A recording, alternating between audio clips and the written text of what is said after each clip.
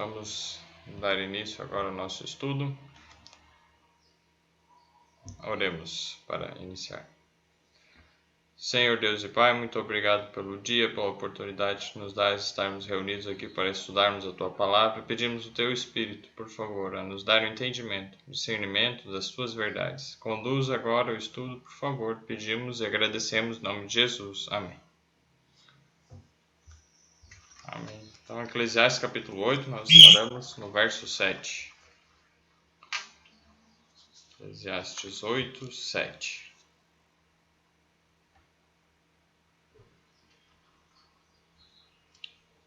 Vamos ver aqui. Quem achou e quiser ler, pode ler. Posso ler? Pode ler, Odete. Porque não sabe o que há de suceder, e quando há de ser, quem lhe dará a entender? Então, é interessante aqui nesse contexto, ele está explicando razões a respeito do verso 5, que nós estudamos da última vez. Que é o verso 5 e 6, então pedi para a Julita ler, que são a parte anterior, que nos ajudam a entender o que o verso 7 quer dizer. Quem guarda o mandamento não experimenta nenhum mal, e o coração do sábio conhece o tempo e o modo, porque para todo propósito há tempo e modo, porquanto é grande o mal que pesa sobre o homem. Exato, muito obrigado. Então, quem guarda o mandamento no caso de Deus, não experimentará nenhum mal. O coração do sábio discernirá o tempo e o juízo.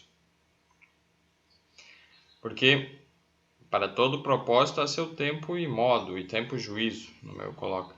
Porque a miséria do homem pesa sobre ele. Porque não sabe o que há de suceder. E quando há de ser, quem lhe dará a entender? Interessante isso. Por quê? Então, qual o grande mal que pesa sobre nós? O fato também que nós não sabemos o que vai acontecer, tudo isso nos deixa limitados, nos deixa expostos a uma grande quantidade de males. Mas qual é o segredo? Então, quem guardar o mandamento não experimentará nenhum mal, mesmo nós não sabendo o que vai acontecer. Então, esse é o segredo, é confiarmos em Deus, guardarmos os seus mandamentos e saber aqui, o coração do sábio discernirá o tempo e o juízo. O tempo, discernir o tempo em que estamos vivendo. Aí o verso 7. Nós não sabemos, porque não sabe o que há de suceder. E quando há de ser, quem lhe dará a entender? Somente a sabedoria, porque o sábio vai discernir.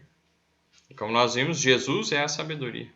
Então nós precisamos de Jesus para sabermos discernir o tempo que estamos vivendo, o tempo das profecias, que Jesus está voltando muito, muito logo. Então, todas essas coisas são importantes nós percebermos aqui. E em um texto de Provérbios 24, 22. Quem é? Ivete, quer achar para nós? Provérbios 24, 22.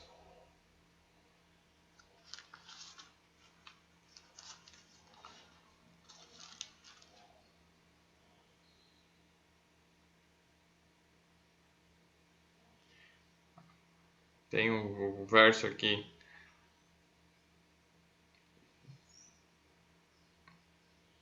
Alguém achou qualquer coisa? Outra pessoa, se quiser ler, pode ler. Eu achei. Porque de repente... Pode ser? Pode. Desculpa.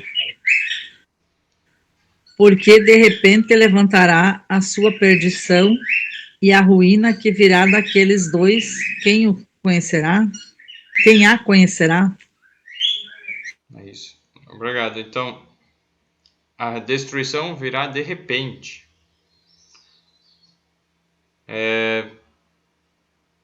A sua destruição. E aqui no contexto está falando aqueles que buscam mudanças. tanto os que buscam mudanças como o rei e os governantes do mundo. Diz aqui que a destruição deles se levantará de repente. E a ruína de ambos, quem o sabe? Tanto a ruína do rei como dos revoltosos, né? Dos revoltados que buscam mudanças. E será de repente, mas quem que sabe? Quem que sabe discernir então? O sábio. Agora o verso 8 é muito interessante. Eclesiastes 8:8. A Eliane, se quiser ler. Sim. Não há nenhum homem que tenha domínio sobre o vento para o reter, nem tampouco tem ele poder sobre o dia da morte. Nem há tréguas nesta peleja, nem tampouco a perversidade livrará aquele que a ela se entrega. Obrigado. Então, interessante. A palavra vento no hebraico, ela é ruá. A mesma palavra também tem alguns significados, e um deles é espírito. Então, tanto o vento como o espírito fazem parte da mesma palavra, que é usada para diferentes coisas, que nem aqui no Brasil tem várias palavras que têm isso. O banco. Banco pode ser desde uma cadeira, assim, um local, né, com um assento para se sentar, como pode ser uma instituição financeira, que você coloca o dinheiro lá. Então, o banco tem duas coisas bem diferentes, mas a mesma palavra. E a mesma coisa aqui, ruá lá é tanto o espírito como o vento. Então, aqui no contexto, a gente percebe que, na minha tradução, traz até espírito, que se aplica mais ao contexto. Ninguém tem domínio sobre o espírito para o reter, ou seja, o espírito é o fôlego de vida que nós recebemos, o sopro, esse vento que Deus soprou nas nossas narinas quando nós fomos criados, lá em Gênesis capítulo 2 descreve. Nós não temos poder para o reter, então eu vou ficar vivo, eu vou reter a minha vida. Nós não temos poder. E aí a questão do dia da morte também, ninguém tem poder sobre o dia da morte. Nós não sabemos. E como também não há licença nessa peleja, na tradução ali que se leu é interessante a palavra, licença seria trégua, não para. Essa peleja, essa luta que nós estamos vivendo é constante. E que luta é essa? Aí nós vamos ver, quem quer abrir em Efésios capítulo 6.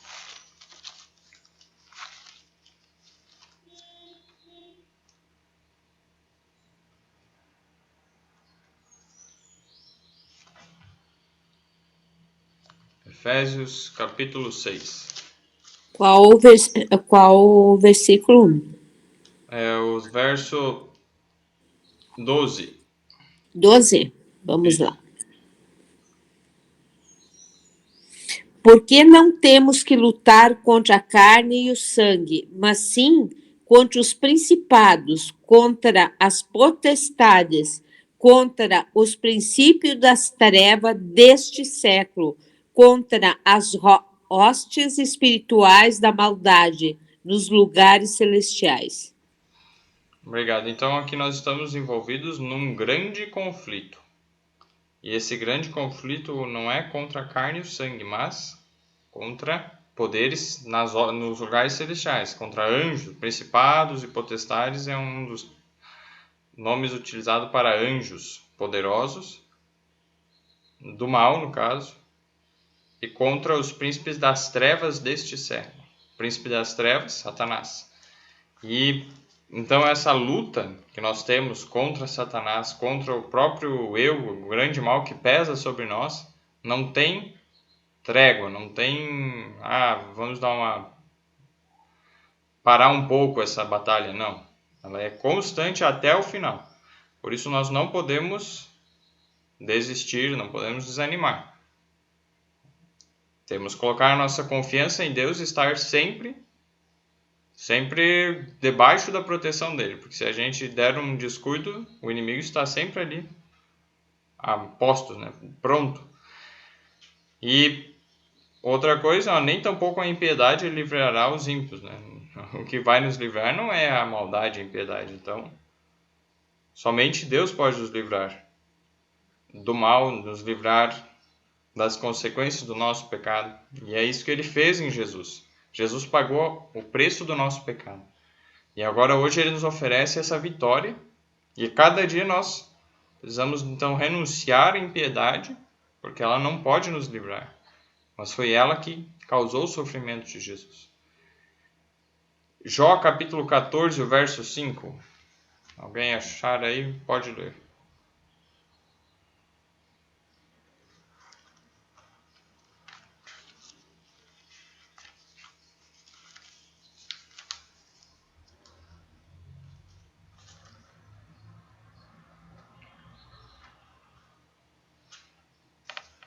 Jó 14, verso 5.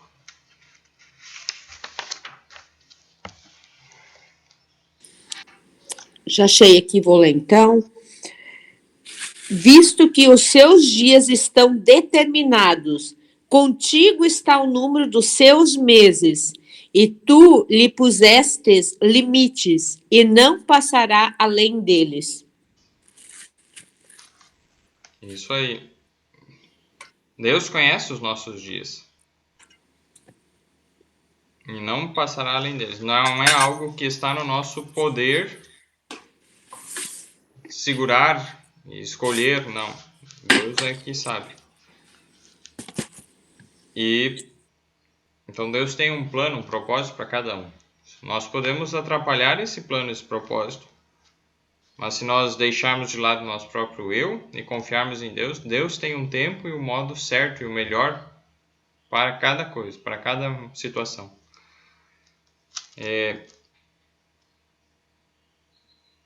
é interessante isso. Tem muitas pessoas que não querem se submeter a Deus nesse aspecto, que Deus sabe o futuro.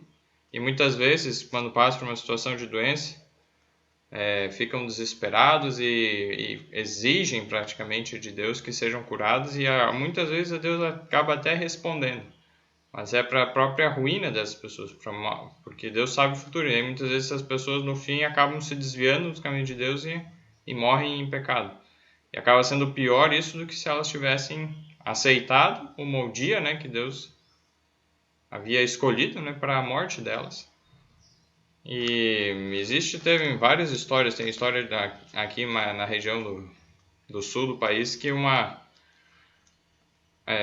na região de Porto Alegre, um pastor jovem, recém-formado, estava se empenhando no trabalho e de repente deu um acidente e ele morreu. E a esposa desse pastor ficou assim sem entender, mas ele estava fazendo a obra de Deus, dedicada, e de repente morre assim.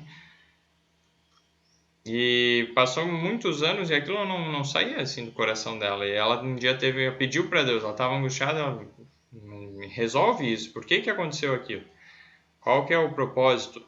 Aí Deus deu um sonho para ela, ela viu como se fosse o marido dela, mais velho, num hospital, lá blasfemando de Deus, e com uma doença, né, grave, blasfemando de Deus. E aí ele colocou, olha, se ele ficasse vivo, ele acabaria contraindo uma doença lá e ficando, não lembro se era alguma doença terminal assim, e acabaria negando a fé e deixando a Deus. E aí ela entendeu e agradeceu a Deus. Deus sabe o tempo e o modo de cada coisa, né? Então vamos confiar em Deus e não querer as coisas do nosso jeito, porque o nosso jeito não é o certo. Nós não vemos as coisas, né, como Deus vê. Pode falar, Rosana. Bom dia, cheguei agora. É interessante isso, porque uma coisa é você se rebelar quando você não entende o propósito de Deus, quando você está doente, está com uma doença grave, e outra coisa é você também questionar a Deus, depois que você saiu da doença e entender o propósito de Deus na sua restauração. Eu acho que não é que te deixa assim melhor, mas te torna mais responsável. Eu acho que é esse o propósito, e a gente vê pelos dias que a gente está vivendo, né, que são dias difíceis, muito difíceis. Questionar Deus, a gente tem o direito, né? Ele dá liberdade de escolha para a gente perguntar, Não, por que que o Senhor fez isso? Muita gente faz isso também, mas, Senhor, qual o propósito? Me mostra, eu não sei. É verdade. E olha, como Deus ele é como um pai que sabe, mas que muitas vezes, né, se abaixa até o nosso nível e está disposto a nos explicar com calma, com paciência. Se nós estivermos com esse espírito de uma criança, né, procurando a entender, compreender, assim como um filho que é humilde, pede com amor, que se sujeita ao pai, o pai ama e corresponde. Assim também um filho rebelde que não quer ouvir nada do pai, acaba sendo difícil. O pai tem que ter muitas vezes uma outra postura com esse filho. É por isso que tenhamos sempre essa humildade e assim nós vamos conseguir entender muito mais coisas, porque nós estaremos abrindo espaço para Deus nos ensinar, nos explicar. Senão, não conseguiremos, né, alcançar essas bênçãos que Deus quer nos dar. Então vamos seguir aqui o verso 9 agora, Eclesiastes 8, 9. Todas essas coisas que nós lemos aqui, vimos, tudo isto vi quando apliquei meu coração a toda obra que se faz debaixo do sol. Então, essas coisas ele viu quando ele aplicou o coração a toda a obra que se faz debaixo do sol. Interessante só nós atermos nesse primeiro metade do verso. O que ele viu aqui? Que vale a pena guardar os mandamentos de Deus, porque isso nos livra de experimentar o mal. Talvez aqui na terra venhamos a sofrer, mas no fim Deus vai transformar o mal em bem e mesmo o que a gente acha que foi mal, foi ruim, que aconteceu conosco nessa vida, Deus vai mostrar que foi por um objetivo maior, melhor e que o resultado vai valer a pena e nem aquilo mesmo era mal, mas acabou servindo como algo bom. Então, não experimentará nenhum mal. É verdade, a Bíblia está falando isso. Vamos crer e guardar o mandamento de Deus. Aí, então, essa experiência, que Deus tem o modo e o tempo para cada coisa, e que a gente não sabe como vão ser as coisas, e que nós não temos poder para reter a nossa vida, e que isso está além do nosso, né? Tudo isso que a gente comentou até aqui, que está falando no texto, no verso 9, Salomão viu isso, tudo isso vi quando? Quando que ele viu essas coisas? Eu apliquei o meu coração a toda a obra que se faz debaixo do sol. Toda obra que se faz. Toda obra que se faz é o quê? Construir as coisas, estudar, planejar, relacionamentos entre pessoas, tudo que se faz debaixo do sol. Se nós aplicarmos o nosso coração, ou seja, o nosso pensamento em todo, apliquei o meu coração a toda a obra. Nós procuramos pensar sobre as coisas que são feitas, o porquê delas. Deus, então, voltando lá no verso 5, se nós fizermos isso no temor de Deus, Deus vai nos dar a sabedoria, o discernimento para saber o tempo e o modo. E aí nós vamos ver essas realidades. Então, além das coisas simplesmente terrenas, as atividades, construir, comprar, vender, trabalhar, nós vamos ver a realidade do que? Desse grande conflito que não tem pausa. Esse conflito até o final não vai haver. De que nós somos pó, nós não temos poder, domínio sobre a nossa vida. Isso vai nos levar a uma submissão ainda maior a Deus. Então, quando nós começarmos a pensar e a nos dedicar a pensar sobre isso, a meditar não simplesmente nas coisas que se veem, mas aplicarmos nosso coração, nosso pensamento no que se faz, e aqui a consequência é, veremos todas essas coisas. Então, toda essa realidade nós vamos ver quando aplicarmos nosso coração a toda a obra que se faz. Não fazer as coisas simplesmente por fazer, porque não. Pense o que você está fazendo. Por que você está fazendo isso? Qual é o motivo? E volta novamente o verso 5. Quem guardar o mandamento não experimentará nenhum mal. E o coração do sábio discernirá o tempo e o juízo. O tempo e o modo. Então, Deus quer que obtenhamos a sabedoria. Exatamente para isso. É isso que a sabedoria nos habilita. A pensarmos nas coisas que fazemos. A fazermos as coisas de maneira sábia. Pode falar, Rosana.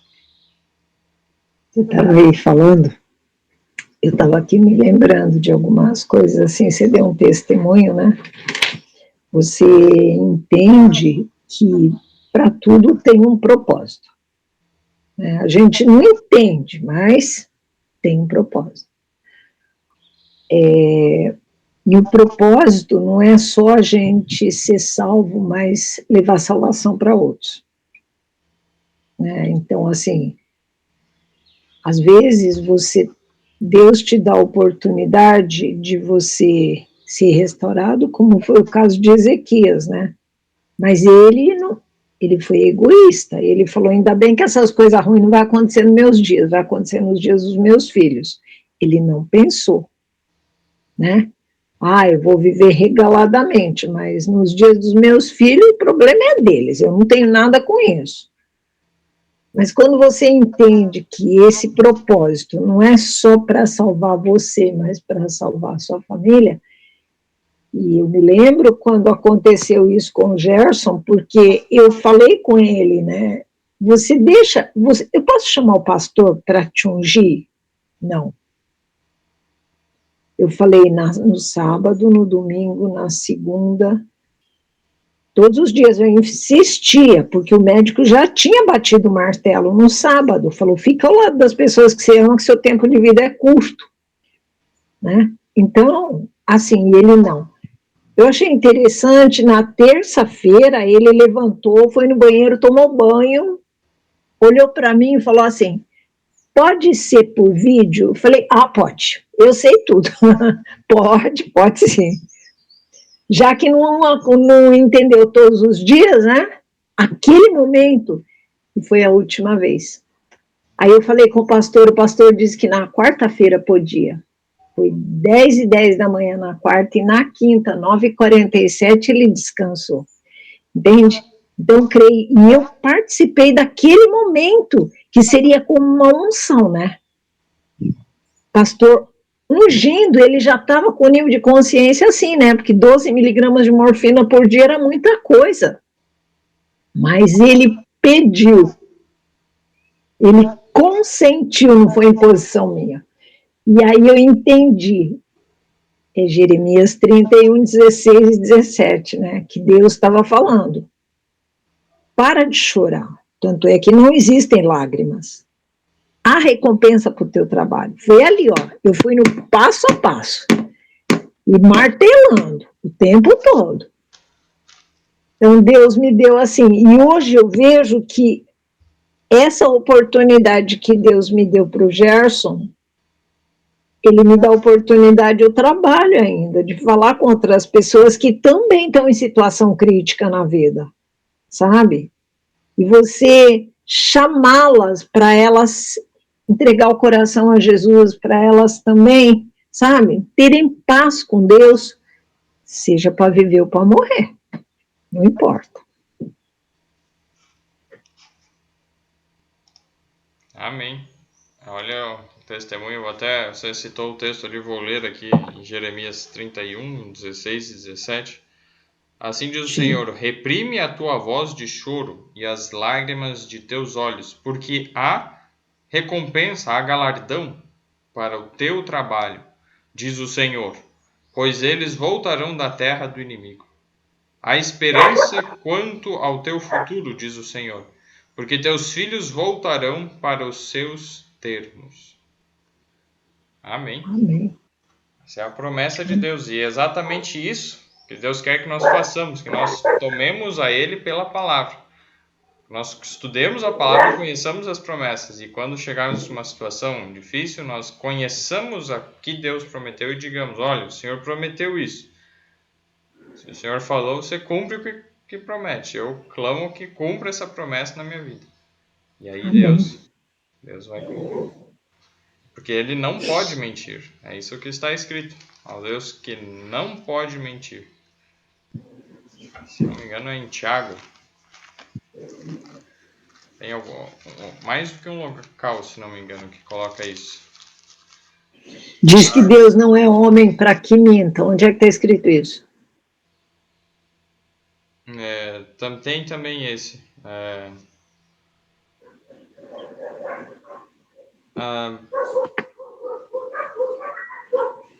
Agora eu não vou. Acho que não vou conseguir achar esse texto assim. Mas tranquilo, outra hora daí algo a ser estudado mais a fundo. Voltando lá para Eclesiastes, capítulo 8, agora o verso metade do 9 que faltou ali. Tempo há em que um homem tem domínio sobre outro homem, para desgraça sua. Algumas versões, se puder só desativar o áudio, que está bastante ruído aí. É o meu? Acho que está com som de cachorro latindo aí. Deixa eu fechar. Eric, eu achei aqui, ó. É Números 23:19, que diz assim: Deus não é homem para que minta, nem filho de homem para que se arrependa. Muito obrigado. Números 23:19. Exato. Obrigado, Ivete. Então, Rosana. Números 23:19. A Ivete achou ali o texto. Deus não é homem, né, para que minta. Exatamente. Fala o texto, Tiago. Fala o texto, Eric. Em Números, tem Números lá, 23:19.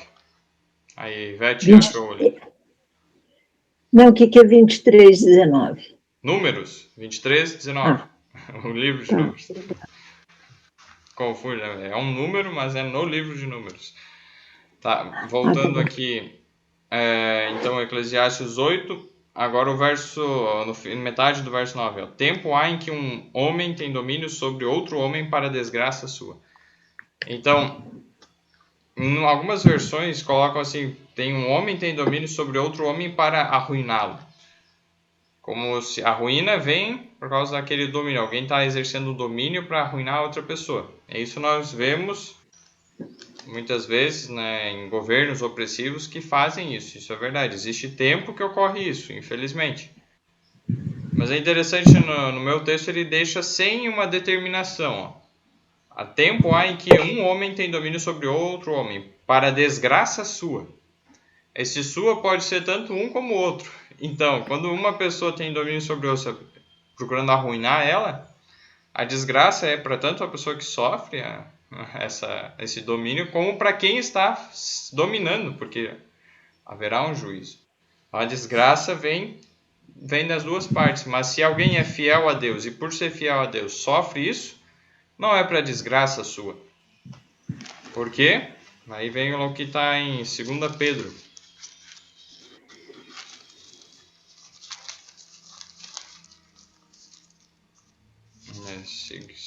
Vamos ver aqui, 2 Pedro, capítulo...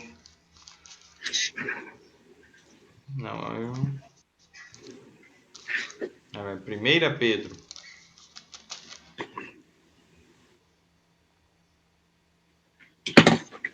Capítulo 2. 1 Pedro, capítulo 2. Verso 19, 20. 19 e 20. Quem achou aí quiser ler, pode ler.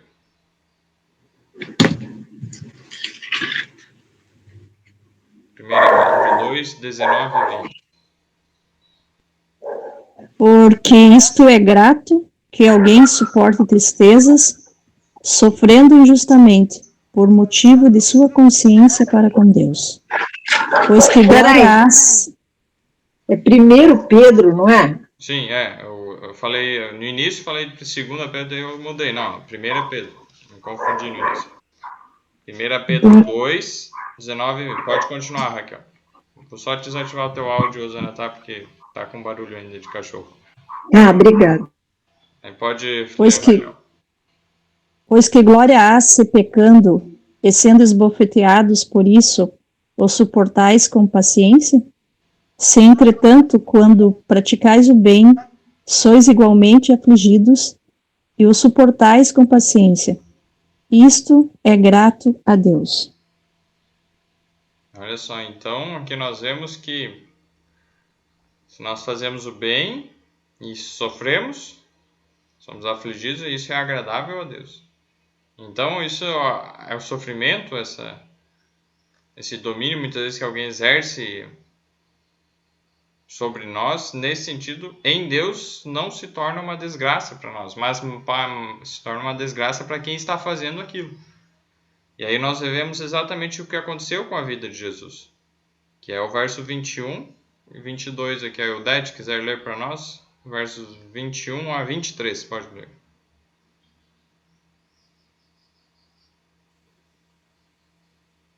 Qual, Eric? Que eu estou perdida aqui. 1 Pedro. 1 Pedro 2, né? Isso. Versos 21 a 23 agora. Tá. Porque para isto sois chamados, pois também Cristo padeceu por nós, deixando-nos o exemplo para que sigais as suas pisadas, o qual não cometeu pecado, nem na sua boca se achou engano, o qual, quando o injuriaram, não injuriava, e quando padecia, não ameaçava, mas entregava-se àquele que julga justamente. Foi o que Jesus fez na cruz, né? Que ele foi condenado e ele não julgou, não questionou, né? Que ele é a sabedoria. Exatamente, isso aí. E Jesus, ele então suportou, e é aquilo que, esse domínio que os sacerdotes, tanto o Império Romano lá, que acabou sendo cúmplice da morte de Jesus, e o próprio Satanás que instigou tudo isso, esse domínio que eles exerceram, na verdade, vai ser para a ruína deles próprios, porque haverá condenação, o juízo de Deus virá. E isso que Jesus sofreu, Deus transformou e vai transformar ainda na maior honra de Cristo, porque ele sofreu fazendo bem. Então isso vai ser resultar na salvação de almas. É isso que Jesus fez. A Raquel, quiser falar, pode falar. É comentar um pouquinho sobre essa situação, né, que nos últimos tempos a gente vai viver muito isso. E talvez muitos de vocês já estão passando por essa situação de serem injuriados, né, caluniados. E como é bom a gente ter a tranquilidade na nossa consciência com Deus, sabendo dessas coisas, mas sabendo que não é verdade. E que um dia isso vai vir à tona. Que Deus vai revelar quem está com a verdade, né? Quem realmente está servindo a Ele e quem não está.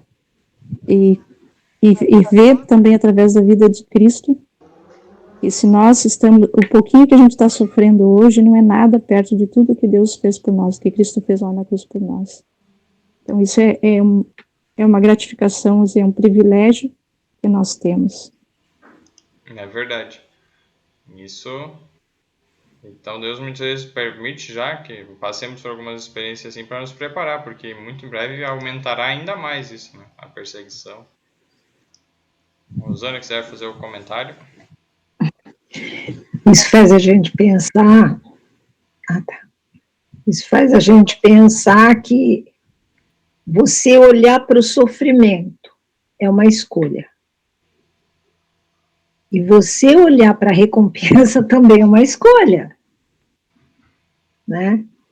Aí a gente estuda isso daí para você ver que vale a pena eu escolher ficar do lado de Cristo, porque se parar, Arnold diz que para a gente deveria passar pelo menos 1 hora por dia meditando na vida de Cristo, especialmente os momentos finais da vida dele, porque se parar para pensar, misericórdia, é muito, sabe? É muita coisa.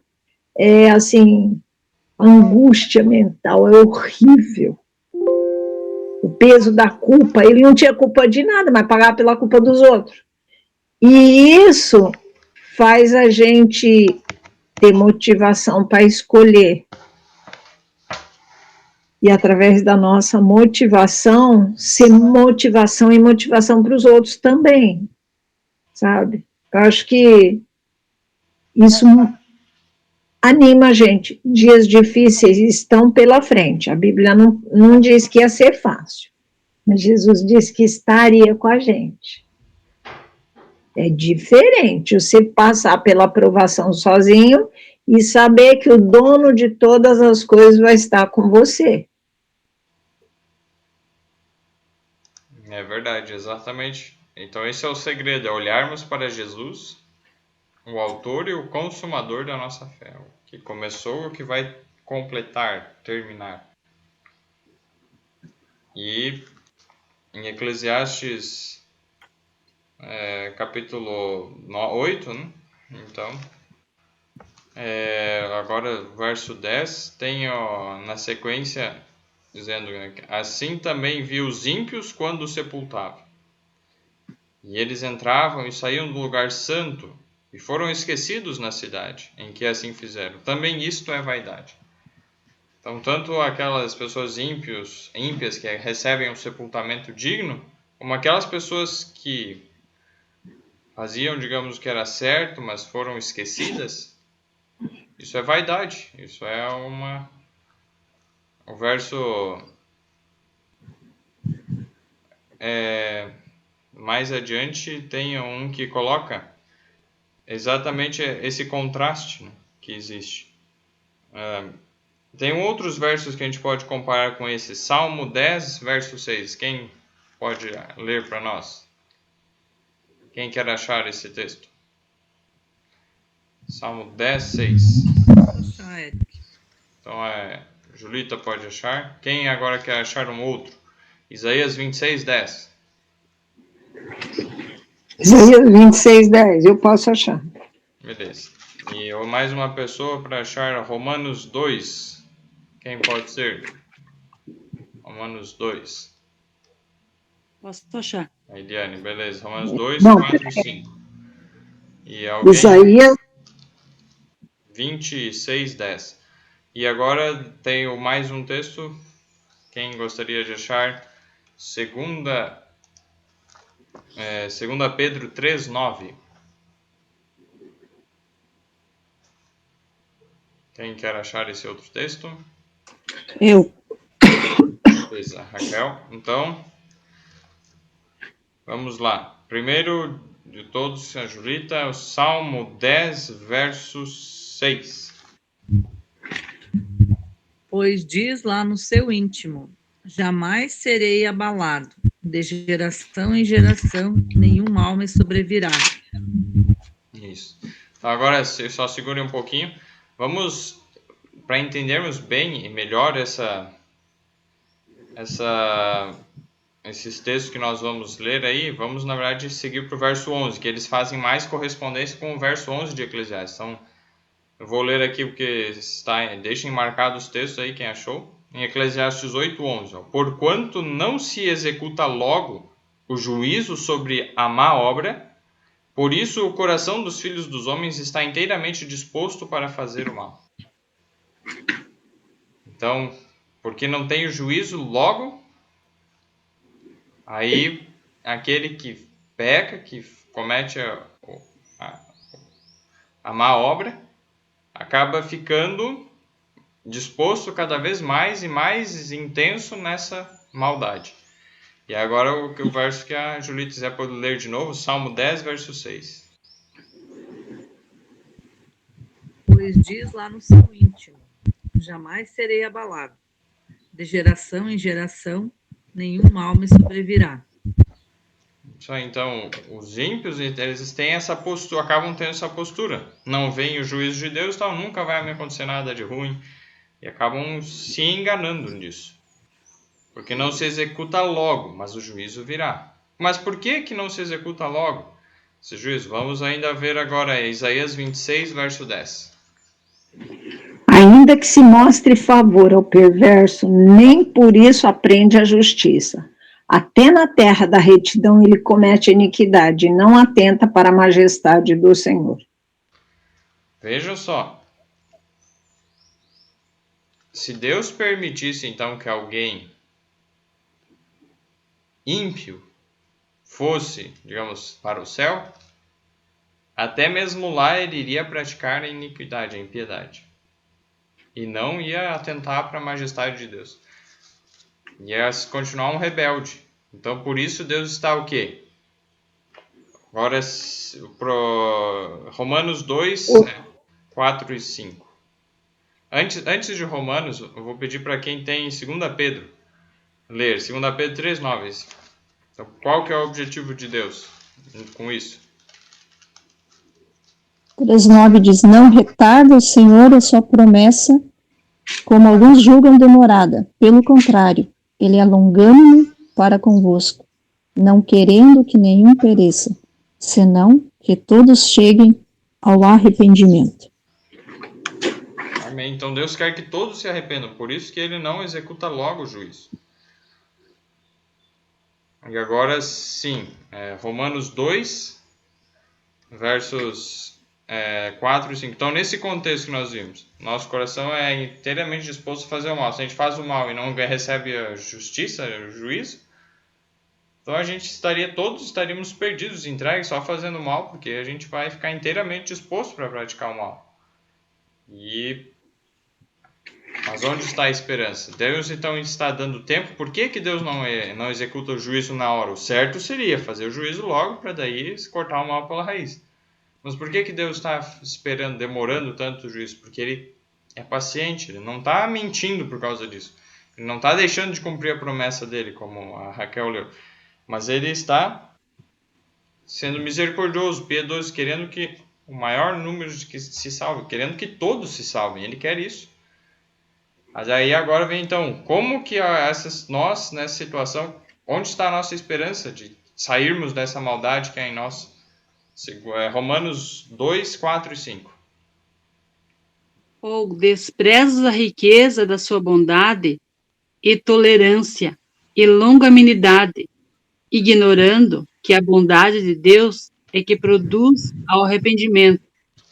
Mas, segundo a tua dureza e coração impenitente, acumulas contra ti mesmo ira para o dia da ira e da revelação do justo juiz de Deus.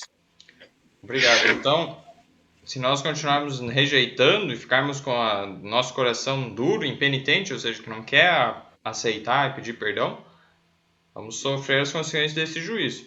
Mas a esperança está na benignidade de Deus, que nos leva ao arrependimento. Então é a bondade de Deus. Jesus é a benignidade de Deus. Vou pedir para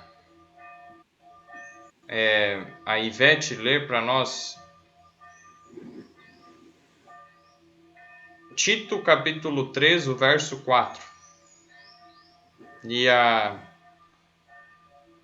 Eudete puder achar Efésios 2, 7. Cíntia, você quer ler algum texto? Tito 3, qual? Verso 4. Posso ler? Espera, só distribuir os textos aqui. E Efésios 2, 7. Efésios 2, 7. Não sei se a Cíntia, se quiser participar, pode falar também. Que daí a gente... Aí, caso não possa também, tudo certo. Osana, então, se quiser ler um texto aí, é Atos 5, 31.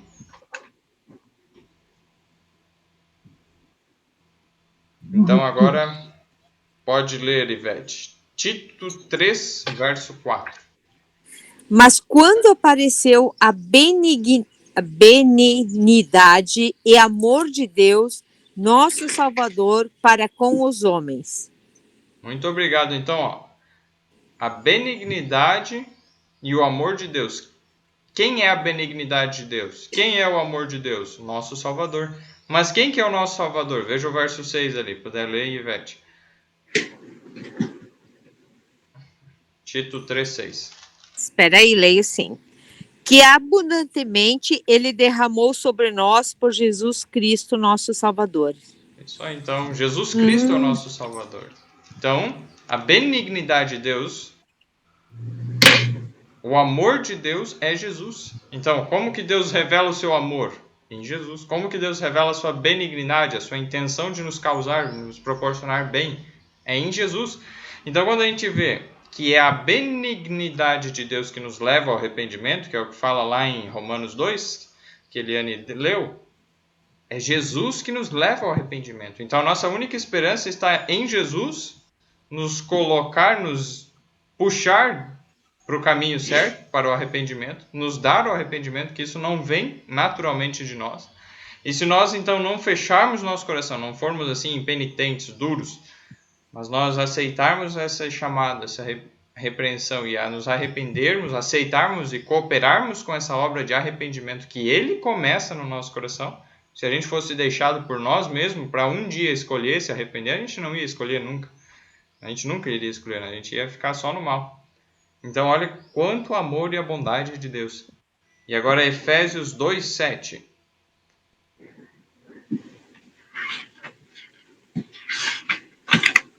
Para mostrar nos séculos vindouros as abundantes riquezas da sua graça pela sua benignidade para conosco em Cristo Jesus.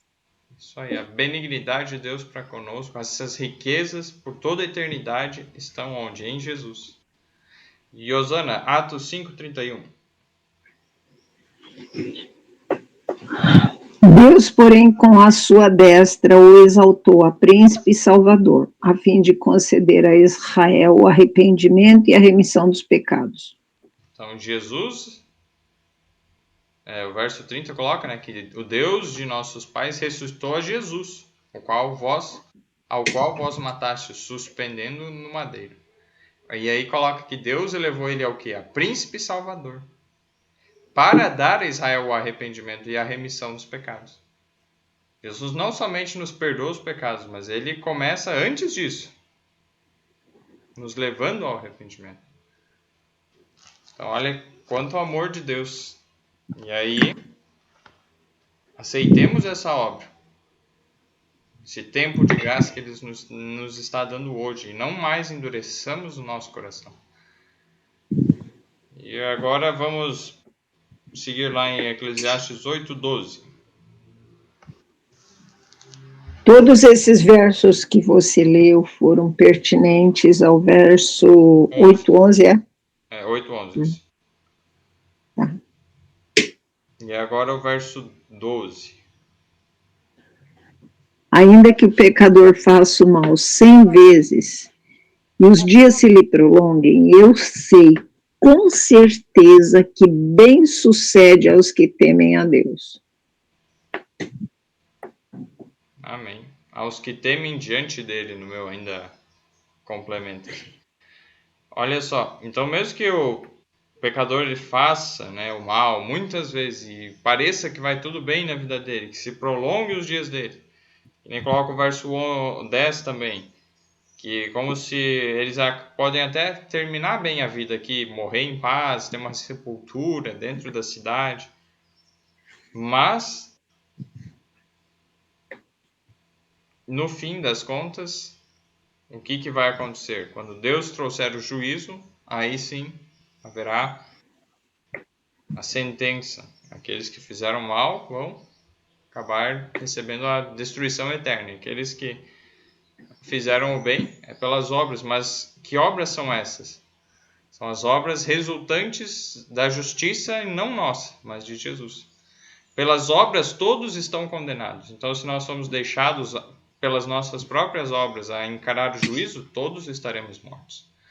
Mas se nós aceitamos as obras de Jesus em meu lugar e em nosso lugar, e cooperamos com Ele, procurando fazer as mesmas obras, como foi lido antes lá em 1 Pedro 2, que Jesus nos deu o exemplo para que sigamos as suas pisadas, então procurando seguir o exemplo de Jesus, a justiça de Jesus cobre a nossa dívida das obras ruins que nós fizemos, que nós não podemos pagar, exceto com a própria vida. E assim, com o perdão dele, nós temos esperança de uma vida eterna. E aí essa vida que eu começo a viver aqui vai cada vez mais sendo com esse objetivo de se tornar mais semelhante a Jesus. Para quê? Para que nós não sejamos uma ameaça para o universo, caso Deus nos conceda a vida eterna. Porque se eu aceito o perdão de Jesus, mas continuo fazendo mal e gosto de fazer o mal, se Deus me der a vida eterna, eu vou levar a maldade lá para o céu. Por isso que ele nunca vai permitir, ele não vai permitir que o mal permaneça. Por isso aquelas pessoas que preferirem o mal, o pecado, vão ser destruídas. Mas aí entra uma questão. Então, para eu ir lá, eu tenho que viver sem pecado? Aí entra uma questão. A luta é constante. Eu posso cair muitas vezes.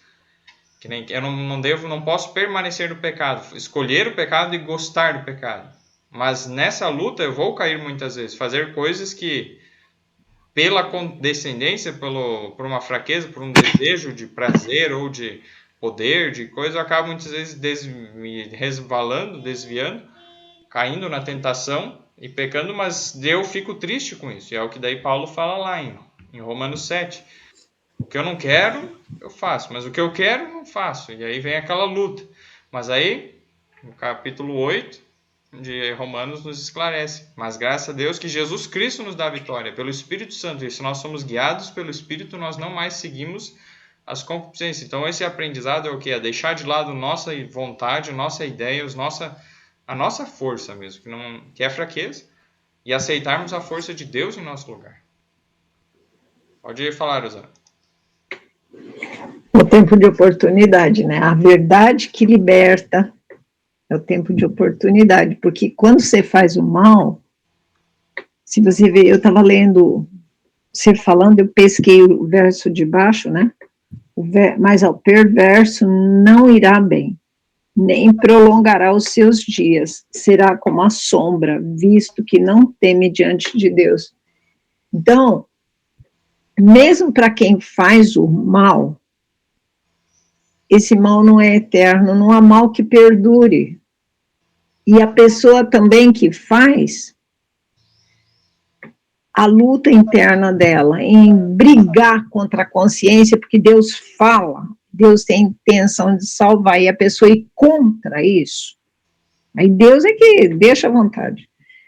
Mas mesmo assim, ela já sabe que a ruindade não vai perpetuar e também não vai bem, nem prolongará os seus dias, encurta. Exatamente. Então, Então, uma frase que alguém já disse, não sei dizer quem, diz assim: crise vai, crise vem, para revelar quem é quem. E às vezes a gente fica se questionando, né, com a maldade que às vezes a gente vê que acontecer e nada acontece, parece que continua. E aí vem a questão de Deus ser longânimo, de aguardar para a pessoa realmente ter aquele tempo para se arrepender. Só que às vezes a pessoa não se arrepende, né? E aí a gente vê que a pessoa continua fazendo as coisas erradas e não se dá conta, muitas vezes, do que está fazendo. E a gente vê como Deus é paciente conosco, e que espera para que a gente se toque, né, que o Espírito Santo atue na nossa vida para a gente reconhecer os nossos erros e confessar, e Ele colocar o arrependimento no nosso coração. amém, exatamente isso. Pode falar, Rosana. Eu ouvi alguém falar, não sei se foi o pastor que falou, que Deus, ele não tem associação com o mal e nem entra em lugares onde o mal está. Né? Mas pela intercessão de alguém que busca Deus, nesses lugares onde o mal está, os anjos de Deus degladiam com os anjos do bem. E é como, foi essa a expressão dele, é como se o inimigo falasse assim para os anjos do bem: o que você está fazendo aqui? Ele fala: tem alguém orando por essa criatura. Incrível isso, né? Tem alguém orando, então o inimigo tem que fechar a boca. Então, mesmo as pessoas que estão fazendo errado, a intercessão, né? Para um Deus que ouve, que não é homem para que minta, que já passou por tudo isso e muito mais, porque não podia errar para poder dar oportunidade para a gente, dá para a gente a chance da gente buscar e saber que nele a gente vai encontrar certamente aquilo que necessitamos, que é muito mais do que desejamos. Amém. Exatamente isso. Então, vamos confiar em Deus, vamos crer que Ele ouve as orações, vamos orar então, tendo o mesmo sentimento que teve em Cristo Jesus, que intercedeu pelos pecadores, que aí, como a Zana colocou, o poder da oração que move, o braço do Altíssimo que move o céu todo. Vamos orar mais, estudar mais a palavra, conhecer as promessas de Deus e aclamar por elas. Se nós pegarmos a Deus em sua palavra, que seria uma expressão interessante, pegar a Deus em sua palavra, ou seja, chegar e, Senhor, você prometeu, agora cumpra, por favor. Com temor a Deus, com reverência, não com tentando Deus, como que querendo provar se Ele é fiel. Mas não, sabendo que Ele é fiel, clamar com um sentimento de necessidade. Senhor, por favor, faça. Se você não fizer, estamos perdidos. Essa é a questão que Deus quer, que confiemos nele, que clamemos, confiando no que Ele disse, sabendo que Ele vai cumprir. Talvez não no tempo que a gente gostaria, mas no tempo certo.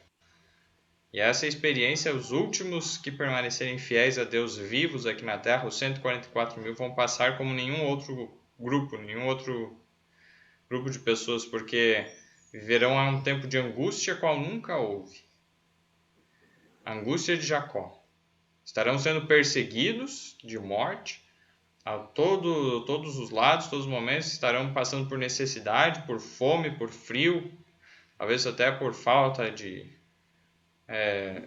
por ser em casa, no meio dos matos, ou presos em prisões, sendo torturados, maltratados. E clamando a Deus, orando, para que Deus liberte, não tendo forças neles para operar a própria libertação, mas aí confiando em Deus.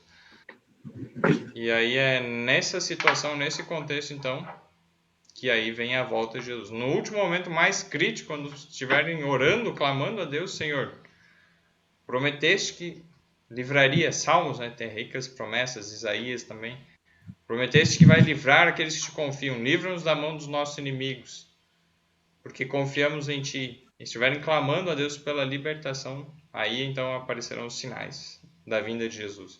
E é interessante que, até onde as últimas vezes que eu estava estudando, me abriu o entendimento para perceber que não vai ser algo tão rápido. Vamos lá, apareceu a nuvem lá, Jesus em 2 minutos já está aqui na Terra.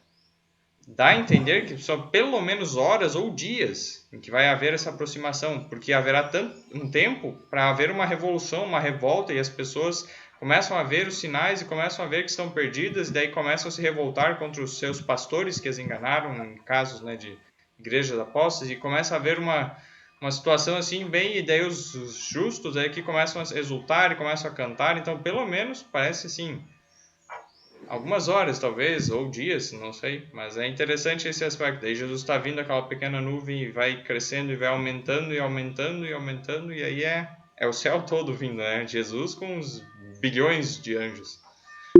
Então, fazer um comentário, Osana, pode, aí nós já vamos encerrar. Ô, Eric, esse tempo não vai demorar 7 dias? Mas olha, se não me engano, 7 dias vai levar o trajeto daqui até o céu. Ou pode ser que esteja incluído nesse tempo. Não, o de lá para cá, porque quando Jesus vier com o séquito angelical, o céu vai ficar vazio. Para ele ficar vazio, vai ter saído todo mundo.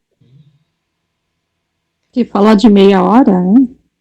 É meia hora, então, aí assim, 7 dias, não pode ser esses 7 dias desse momento crucial da história da Terra? Pode ser, é algo para ser estudado até, veja o que tem Aí é né? um tópico que eu não tenho conhecimento mais profundo sobre isso, mas é interessante isso, que haverá um tempo, né? E haverá um tempo também do trajeto ao contrário, né? Daí daqui da terra Deus vai levar até o céu, haverá um tempo, né, nessa viagem. Sim. Mas é E isso aí, nesse então. tempo, no momento crucial da história, né? Porque quando você está no sofrimento, você quer se ver livre daqui, de qualquer jeito, né? Mas você olhar e ver que a recompensa, eu gosto de Salmos 90, verso 15, que fala: alegra-nos por tantos dias quanto nos tens afligido, por tantos anos quanto temos suportado a adversidade, resplandeça sobre nós a luz do teu rosto. Quer dizer, nesse momento, se você passou 10 anos de angústia e aflição, você ter 10 anos de regozijo, sabe? Eu já experimentei essa experiência aqui nessa terra, e é algo assim que não dá para falar. É muito grande. Então, Deus tem realmente me recompensado, e isso fortalece a minha fé e me ajuda também a compartilhar. Amém. Exatamente isso, né? Então vamos crer nas promessas de Deus, vamos crer que esses anos, né, em que sofremos aflição, Deus vai nos trazer alegria e muito mais Regozijo. abundantemente, né? Regozijo, alegria e vamos então permanecer fiéis a Deus, buscar a Ele a cada dia mais intensamente, estudando mais a Bíblia, orando, para que possamos ser achados fiéis e permanecer de pé quando Ele voltar, né?